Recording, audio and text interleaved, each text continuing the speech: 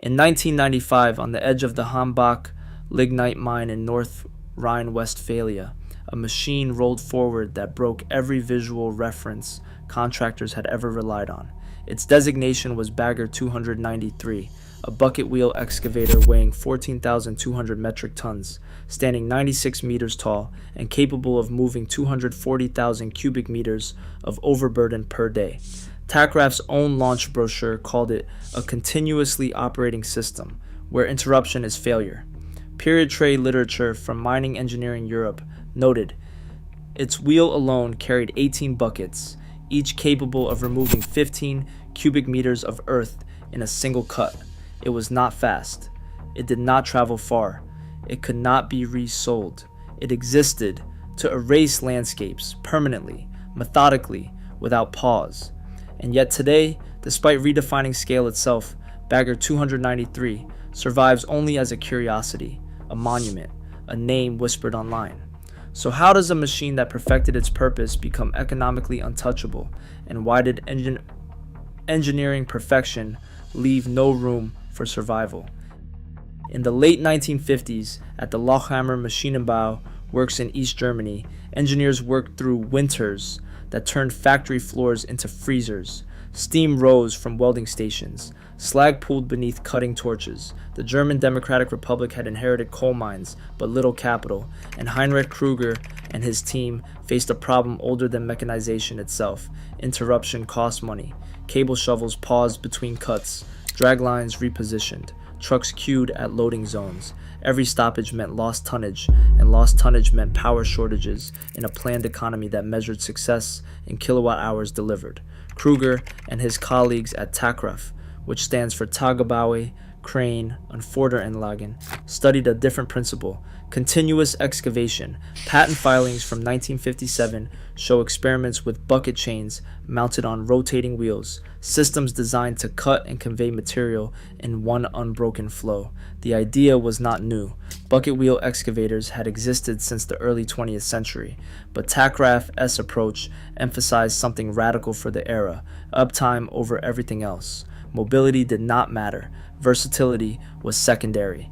The machine existed to dig, constantly, without stopping. A faded photograph from the Lochhammer archive shows a workshop in winter, condensation dripping from steel beams overhead. Men in heavy coats assembled bucket wheel components indoors, protected from snow but not from cold. The machines they built were massive. Even then, 20-meter wheels, crawler tracks wider than trucks, booms that extended like industrial drawbridges over spoil banks. They were not elegant. They did not need to be. They were measured in cubic meters per hour, not in aesthetic appeal. But continuous excavation demanded more than engineering. It required philosophical commitment. A machine that cannot stop needs infrastructure that never fails. Constant electrical supply, trained crews working in shifts, parts inventories stockpiled against breakdowns. Takraft built its reputation not on individual machines but on systems: excavators feeding conveyors, feeding stackers, an industrial chain where one link, SE failure, meant total stoppage. The early models proved the concept. By 1960, Takraft excavators were operating in Lusatian lignite fields, cutting through overburden in long, methodical arcs. Operators described constant vibration, the smell of oil mist in enclosed cabs, and a machine that never truly slept. "The wheel turns or we fail," one operator, S. Manuel, noted. It was engineering at its finest, but engineering that locked minds into singular strategies with no backup plans. By the early 1960s, European lignite mining still relied on fleets. Shovels loaded trucks, trucks hauled to dumps, dumps fed conveyors. Each transfer point represented delay, and each delay represented cost. Western mining companies could afford redundancy, but East German state enterprises could not. Takraft's answer was the Bagger 258, an excavator that bypassed trucks entirely. Material cut from the face fell directly onto conveyors, which carried it kilometers to stackers that built spoil banks without human intervention. The Bagger 258 weighed over 3,000 tons and stood 60 meters tall. Its bucket wheel, 10 meters in diameter, carried 12 buckets that cycled through earth like a water wheel through a stream. A 1964 operator's manual specified that material flow must exceed human shift cycles, meaning the machine's output had to be so high that no crew could keep pace without automation. Operators sat in control cabins suspended on the boom, monitoring gauge panels that tracked bucket load, conveyor speed, and boom angle. The work was tedious, precise, and unforgiving. Trade journals noted the Bagger 258's efficiency. One mining engineering review calculated that a single excavator could replace a fleet of 15 shovels and 40 trucks, reducing labor costs while increasing tonnage. But efficiency came with dependency. If the Bagger 258 broke down, the entire mine stopped. There were no backup shovels waiting. The conveyor system had no alternate routes. Everything hinged on continuous operation, and continuous operation required obsessive maintenance. Operators described the sound not as loud, but as constant, a low grinding rhythm of buckets cutting earth, belts sliding over rollers, and hydraulic pumps cycling oil through rams. The machine vibrated at all times, a physical hum that operators felt through cabin floors and control levers. Some grew used to it, others requested transfers. Techcraft's engineers saw this as validation. The market saw it as risk. Western mining companies valued flexibility, the ability to shift equipment between sites, to scale operations up or down, and to sell used machines when demand fell. A bucket wheel excavator could do none of these things. It was permanent infrastructure, not mobile capital. The machine worked brilliantly. The market preferred options. Through the 1970s, Techcraft operated in a world where politics, not profit, determined scale. The company sold systems, not units. There were no dealerships, no showrooms, no financing departments. Contracts came from ministries, not mine managers. Export records list deliveries to Poland, Czechoslovakia, and Yugoslavia, each machine custom built for specific geological conditions. Each project negotiated government to government. A 1978 trade advertisement shows no model numbers, no prices, no contact information for sales representatives. It shows only a single line, 240,000 cubic meters per day. Output was the product. The machine was the tool. Techcraft's reputation rested on delivering what was promised, not on marketing what could be imagined. Customers knew the company through results. Mines that ran continuously, power plants that received fuel without interruption, state plans that met quotas. This approach built trust, but not competitiveness. Techcraft engineers excelled at custom solutions, longer booms for deeper cuts, wider bucket wheels for softer overburden, reinforced crawlers for unstable terrain. But custom engineering takes time, and time costs money. Western competitors learned to standardize with modular designs, interchangeable parts, and machines that could be configured on site rather than designed from scratch. Techcraft built each excavator as if it were the only one that mattered. In a planned economy, that was sufficient. In a market economy, it would prove fatal. The company's factories in Lauchhammer and Leipzig expanded through the decade. Workforce numbers grew. Production capacity increased. Techcraft became one of East Germany's most important industrial exporters, a symbol of socialist engineering excellence. Photographs from the era show factory floors filled with massive components, bucket assemblies, boom sections, crawler frames, each piece marked with chalk numbers indicating which machine it belonged to. Nothing was generic. Everything was bespoke. By the late 1970s, Techcraft had perfected the bucket wheel excavator. No Western company could match its scale or output, but perfection in one context does not guarantee survival in another. The company had never competed for customers, it had only fulfilled contracts. When markets changed, Techcraft would have no playbook for adaptation. The machines were flawless. The business model was not. In the early 1980s, West German utility RWE sought a solution to an engineering problem that dwarfed anything Techcraft had attempted. The Hambach lignite mine needed to feed multiple power plants simultaneously, delivering millions of tons of coal annually without interruption. Truck fleets were too slow. Shovel and conveyor systems required too many transfer points. RWE wanted a fully integrated excavation chain, machines that cut, conveyed, and stacked in one continuous flow, with no human handling between pit and power plant. Techcraft engineers led by Dr. Klaus Richter, proposed something unprecedented, a system where excavators fed conveyors that stretched kilometers across the landscape, delivering material directly to stackers that built spoil banks tall enough to reshape horizons. RWE's planning offices in Cologne reviewed brochures that showed no trucks at all, no loading zones, no queuing. Material would move from bedrock to stockpile without stopping, without pausing, without human intervention beyond monitoring.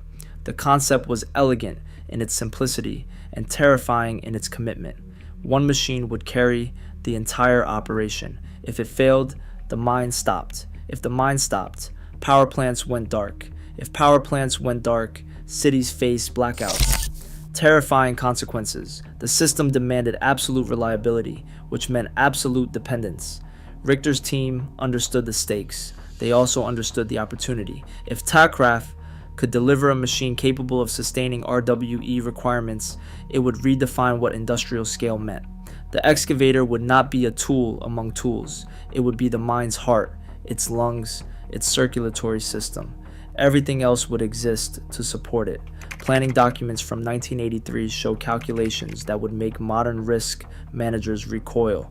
The excavator would weigh over 14,000 tons. It would stand as tall as a 30-story building. It would require a permanent electrical supply of 16.5 megawatts, delivered via trailing cables thicker than telephone poles. Crew size would exceed 20 operators and technicians per shift, working in rotations to ensure continuous operation. Maintenance would require on-site workshops staffed by factory-trained specialists. RWE approved the project. Takraf began designing Bagger 293. Innovation was no longer answerable to markets. It answered only to one customer's singular need. That was the triumph. That was also the trap. By 1987, when Takraf finalized Bagger 293's specifications, the world had changed. The Berlin Wall still stood, but economic integration was accelerating. West German companies competed globally. East German enterprises remained locked in state planning. Takraf's engineers designed Bagger 293 as if the Cold War would last forever, a machine optimized for one customer, one application, one mine. The specifications were staggering. Power consumption, 16.5 megawatts, enough to supply a small town. Bucket wheel diameter, 21.6 meters, carrying 18 buckets, each capable of removing 15 cubic meters of material per cycle. Operating weight, 14,200 metric tons, distributed across 12 crawlers, each 3.8 meters wide. Boom length, 220 meters, extending over pit benches like a mechanical horizon. Maximum digging height, 96 meters. Maximum digging depth, 48 meters below the excavator's base level. No resale value was calculated. The machine had no second customer, no alternate application, no export potential beyond other mines with identical requirements. It existed for Hambach and Hambach alone. Engineers did not see this as limitation. They saw it as focus.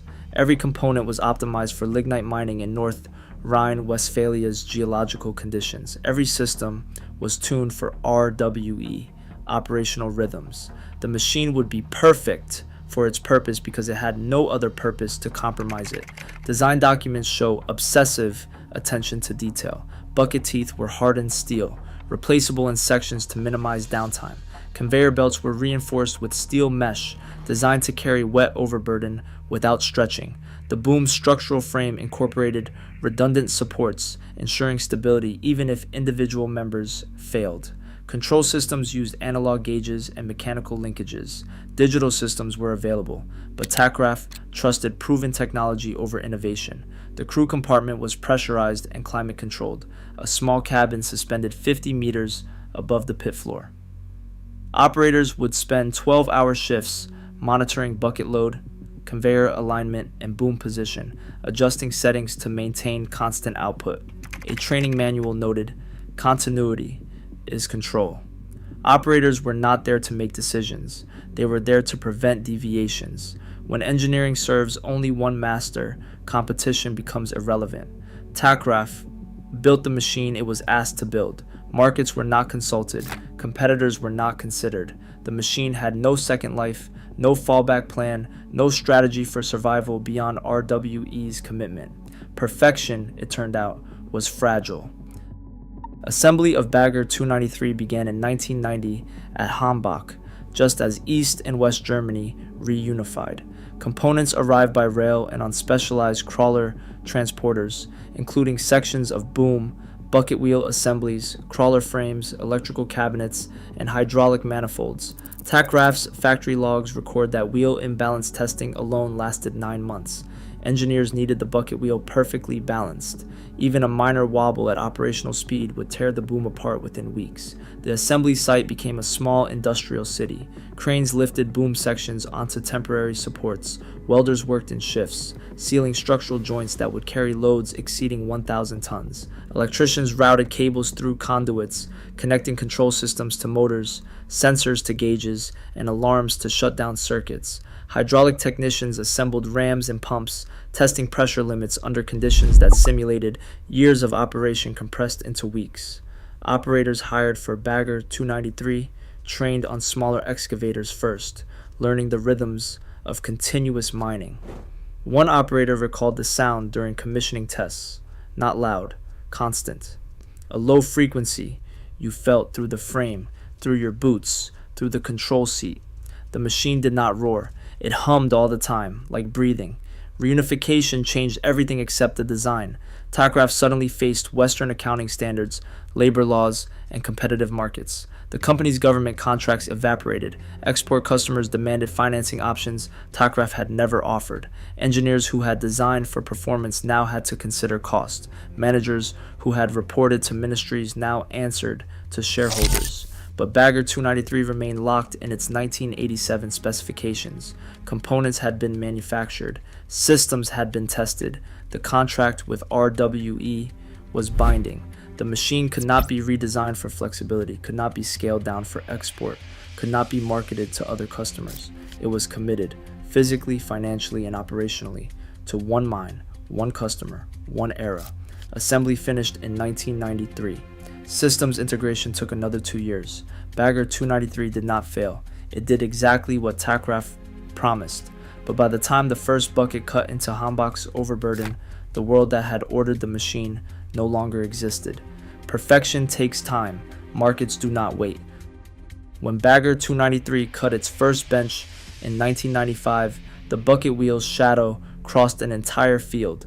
Operators positioned the boom, activated the wheel, and watched 18 buckets begin their rotation through lignite overburden. Each bucket filled in seconds. Material cascaded onto the primary conveyor, which carried it up the boom to the main belt, which transported it kilometers across the pit to stackers that built spoil banks taller than office buildings. Cycle time was irrelevant. The machine did not measure productivity in cycles. It measured in continuous flow, cubic meters per hour, tons per day, annual output. Bagger 293 could move 240,000 cubic meters of overburden daily, enough to fill 80 Olympic swimming pools day after day without stopping. A mining engineering Europe review called it the apex of continuous excavation, a machine that represents the theoretical limit of bucket wheel technology. Journalists visited Hambach to photograph the excavator. Documentaries featured its scale. Engineering students studied its systems. Bagger 293 became famous not as a product, but as a monument, a demonstration of what human engineering could achieve when scale and budget aligned. RWE operated the machine exactly as Takraft designed it. Crews worked in shifts, maintaining continuity. Maintenance teams inspected components on schedules measured in operating hours, replacing bucket teeth, tensioning conveyor belts, lubricating bearings. The excavator ran through seasons, through weather, through economic cycles. It did what it was built to do, which was dig. But doing what it was built to do was also the problem. Bagger 293 proved a concept that no one else could replicate. Its scale required infrastructure no other mine could justify. Its cost demanded operational lifespans measured in decades. Its complexity needed trained specialists who could work nowhere else. The machine was perfect for Hambach and useless everywhere else. No second Bagger 293 was ordered by RWE, not by other utilities, not by mines in Poland or Australia or China. Engineers admired it, operators respected it, but no one bought it. Innovation that cannot scale economically becomes singular, a monument, not a market. Through the late 1990s, Bagger 293 operated at Hambach, while the mining industry moved in a different direction. Smaller excavators proved cheaper to build, easier to finance, and adaptable to multiple sites. Manufacturers like Caterpillar and Komatsu standardized hydraulic systems, modular components, and machines that mines could lease rather than purchase outright. A 400-ton hydraulic excavator could be delivered in months, deployed in weeks, and relocated to another project when conditions changed. Takraf watched its market evaporate. Bucket wheel excavators required massive capital commitments and permanent infrastructure. Banks hesitated to finance them. Mines hesitated to order them. Even utilities that needed continuous mining began exploring alternatives, shovel and truck fleets with redundancy built in, smaller excavators working in parallel, and systems that could scale up or down without a total redesign. The company name changed through mergers. Takraf became part of MAN, then Tenova, then SMS Group. Each acquisition diluted the brand, absorbed the expertise, and moved headquarters farther from the factory floors that had built the excavators. Engineers who understood bucket wheel systems retired. Younger staff learned modular design, standardized components, and market-driven specifications. But Bagger 293 kept working. Its output remained constant. Its efficiency was undeniable. RWE's contract ensured operation for decades, not because the machine was profitable, but because replacing it would cost more than maintaining it. The excavator had become infrastructure, like a dam or a bridge, too expensive to abandon but too specialized to adapt. Trade publications stopped writing about Takraf. Industry conferences stopped inviting its executives. The company that had defined continuous mining became a subcontractor, building components for other systems, servicing machines it had sold decades earlier, and operating in markets where its name meant nothing to new generations of engineers. Bagger 293 became an internet curiosity, commonly called the biggest land vehicle ever built. Featured in viral videos and Reddit threads, people marveled at its scale. They shared photographs. They debated its specifications, but no one ordered another. Giants do not multiply. They stand alone, admired and unrepeatable.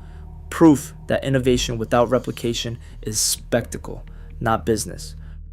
From 1995 to 2000, Bagger 293 moved more earth annually than most mining fleets combined. It cut through overburden in methodical arcs, its bucket wheel rotating at 0.3 revolutions per minute, slow enough to watch individual buckets fill and empty.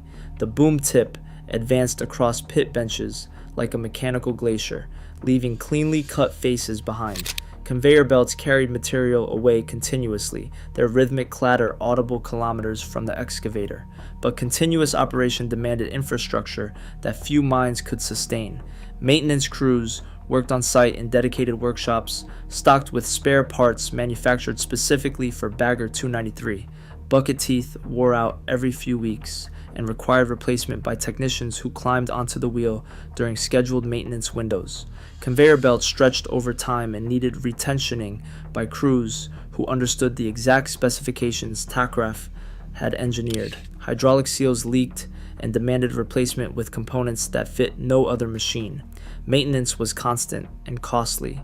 RWE built its operations around the excavator's requirements. Shift schedules matched the machine's rhythm. Power supply was redundant, with backup lines ensuring uninterrupted electricity. Training programs produced specialists who could diagnose problems from subtle changes in vibration patterns or unusual sounds in bearing assemblies. The mine did not own Bagger 293 in the traditional sense. The mine existed to support it. Operators described the work as meditative. You don't control the machine, one noted, and then in a company newsletter. You monitor it. The excavator knows what to do. Your job is to notice when something's wrong before it becomes critical.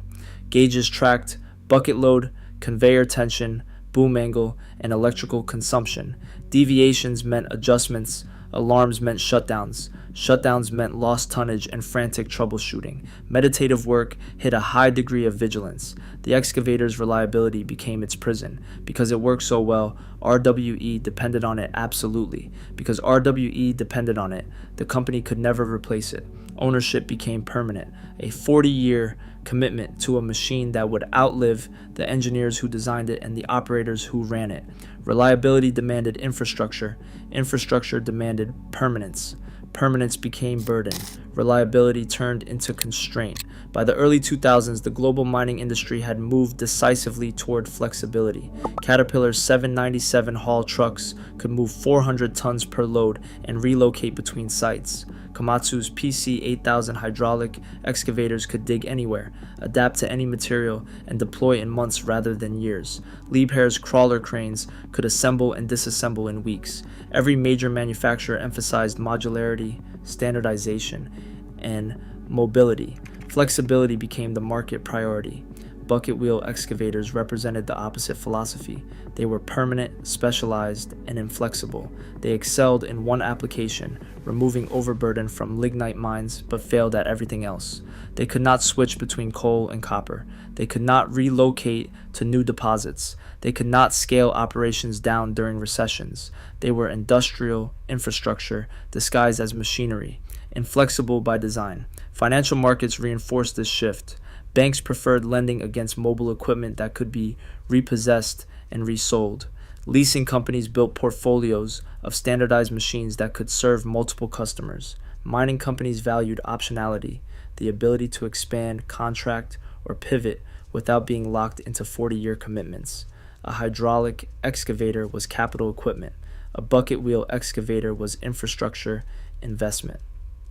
Optionality mattered to lenders and operators. Takraft's competitors did not ignore continuous mining. They studied it, learned from it, and scaled it down. Smaller bucket wheel excavators emerged for niche applications. Modular conveyor systems allowed mines to extend material handling without building permanent infrastructure. But no one copied Bagger 293's scale. The machine had proven that bigger was not better. It was riskier, less adaptable, and economically vulnerable. Trade journals stopped tracking bucket wheel excavator sales. Industry analysts focused on hydraulic systems, autonomous haul trucks, and electrification. Takraft's expertise became historical trivia, the kind of knowledge mining engineers learned in school and never used in practice. The company's remaining excavator business survived on service contracts and replacement parts, not new orders. The market had spoken. It chose optionality over optimization, flexibility over perfection, proven standardization over custom engineering. The perfect tool had become too specialized to survive. Innovation that solves only one problem brilliantly creates no market, only monuments. No competitor copied Bagger 293, not Caterpillar, not Komatsu, not Liebherr or Hitachi. Not because they lacked the engineering capability. They had studied Takraft's designs for decades, hired its engineers after reunification, and understood continuous mining's theoretical advantages. They chose not to build bucket wheel excavators at scale because markets had already delivered a verdict. Specialized infrastructure loses to flexible capital equipment. Caterpillar's strategy revealed the shift. The company built excavators in standardized sizes, 200-ton, 400-ton, and 800-ton classes, each adaptable to multiple applications.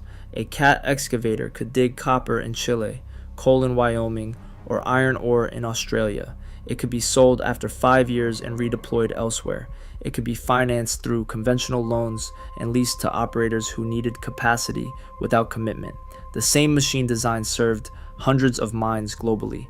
Takraft's excavators served one mine each. Bagger 293 worked at Hambach and nowhere else. Its design was optimized for North Rhine-Westphalia's lignite deposits. Its infrastructure was permanent. Its scale was unrepeatable. RWE owned the machine in the sense that Atlas held up the sky. It was burden disguised as asset, commitment disguised as capability. Respect without imitation became Takraft's legacy. Mining engineers acknowledged bucket wheel excavators' efficiency. Universities taught their principles. Documentaries featured their scale, but no one ordered new ones. The technology lived on in smaller forms, in niche applications, in systems that borrowed ideas without adopting philosophy. Continuous material handling survived. Continuous excavators did not. Influence does not always look like duplication. Takraft's fingerprints appear throughout modern mining, in conveyor systems, automated material flow, and integrated excavation chains. But the bucket wheel excavator itself became obsolete, not because it failed, but because it succeeded too well at a task markets no longer valued enough to justify its constraints. Sometimes survival means restraint. It means building machines customers can afford to abandon. It means engineering for replaceability, not permanence. Takraft's engineers built monuments. Markets wanted tools. Through the 2010s, as Germany's energy policy shifted toward renewables, lignite mining faced mounting environmental pressure. Protests surrounded Hambach. Climate activists occupied the mine. Government policies began phasing out coal-fired power plants. RWE announced plans to reduce lignite extraction gradually, transitioning infrastructure away from fossil fuels over decades. Bagger 293 kept working, not because RWE needed its maximum output, but because shutting it down was politically and financially complex. The excavator represented hundreds of millions in capital investment, thousands of jobs in maintenance and operation, and infrastructure that could not simply be abandoned. Decommissioning would require dismantling a 14,200-ton machine assembled over years, managing environmental contamination from decades of operation, and repurposing land scarred by continuous mining. So the machine ran slower, output declined, shifts shortened, maintenance windows extended, but the bucket wheel still turned, cutting through overburden in arcs that had become ritualistic rather than urgent. Operators who had joined in the 1990s trained replacements who would likely see the excavator's final shutdown. The work remained technically identical. Monitor gauges, adjust boom position, maintain material flow, but its purpose had changed from industrial necessity to managed decline. Environmental groups pointed to Bagger 293 as a symbol of obsolete energy systems. Engineering forums celebrated it as a technical achievement. Tourism websites listed it as an attraction visible from highways. The machine meant different things to different observers, but to RWE, it meant only one thing: sunk cost. Too big to move, too expensive to abandon, too specialized to repurpose. Permanence, which Takraft had engineered as virtue, became burden. A machine designed to run for 40 years would run for 40 years whether markets demanded it or not. RWE could not sell it. No other mine could use it. The excavator was infrastructure in an era that valued adaptability, a monument to a philosophy the industry had abandoned. The bucket wheel turned. The conveyor belts moved. The gauges tracked output that no longer mattered as much as it once had. Permanence became prison. Today, Bagger 293 operates in partial capacity at Hambach, visible from observation platforms built for tourists and protesters alike. Its bucket wheel still turns. Its boom still extends over pit benches. Its crawlers still inch forward, measured not in kilometers per day, but in meters per week. The machine has become what Takraft never intended: a monument, a curiosity, a name that survives in documentaries and Reddit threads while the company that built it fades into industrial history. Takraft's name exists now only as a brand within conglomerates, a legacy attached to service contracts and replacement parts for excavators built decades ago. The factories in Lauchhammer and Leipzig have closed or been repurposed. The engineers who designed Bagger 293 have retired. The operators who commissioned it are training successors who may never see it reach full capacity again. The company that defined continuous mining became a footnote in mining engineering textbooks, mentioned briefly before moving on to hydraulic excavators and autonomous haul trucks. But continuous mining survived. Modern mines use conveyor systems that trace their lineage to Takraft's integrated excavation chains. Material handling philosophy borrows from bucket wheel principles: minimize transfers, maximize flow, reduce interruption. The ideas persist even as the machines that embodied them become obsolete. Takraft proved the concept. Others commercialized it in forms markets could accept. The bucket wheel at rest, that is Bagger 293's future. Rust streaking past factory paint, bucket teeth worn to stubs from decades of cutting, control cabins with gauges that no longer move, conveyor belts stilled, the boom locked in position, no longer sweeping across benches, but fixed, permanent, becoming landscape rather than shaping it. No brand visible on weathered steel, no company name on faded decals, just a structure, massive and silent, that once moved more earth than armies. If the future adopts your ideas but rejects your scale, did you win? Tackraft's engineers would argue yes. The machines they built work exactly as designed. Markets would argue no. The company that built them no longer exists as it was. The question remains unanswered, like the excavator itself, monumental, functional, economically untouchable, industrially perfect, and utterly alone.